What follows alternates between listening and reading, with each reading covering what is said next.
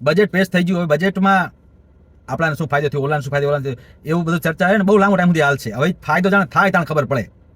પણ એમાં જે એક વસ્તુ મેઇન ડિટેલ વસ્તુ એ તમને હું કહું કે આ વખતે રક્ષા બજેટ 7.8 લાખ કરોડ રૂપિયા છે.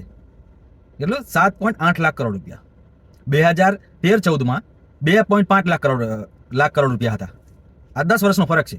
આગળ એમને 60 વર્ષ રાજ કર્યું, વચ્ચે થોડોક ટાઈમ બીજેપીની આવી હતી અને પછી એમનો આ હતું 2.5 લાખ કરોડ અને અત્યારે 7.8 લાખ કરોડ. આ 10 વર્ષનો ફરક છે.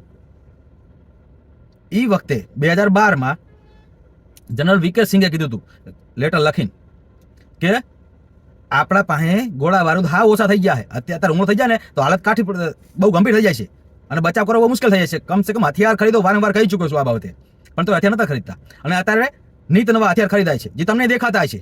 આર્મીને નીત નવા હથિયાર મળી જાય તમને દેખાય. ત્રણેય સેનાઓ માટે હથિયાર ખરીદાય, સતત ખરીદાય છે કે નહીં, તમને દેખાય છે કે નહીં?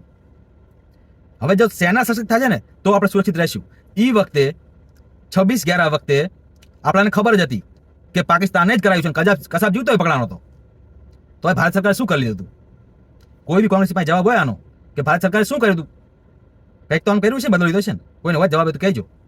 એટલે આપણે સશક્ત હતા. બાકી આર્મી આપણી તો એટલી સશક્ત છે જ કે હથિયાર ના હોય ને તો ખાલી હાથે લડી લે એમ છે, પણ ઈચ્છા શક્તિ હોવી જ જોઈએ ને કરવાની.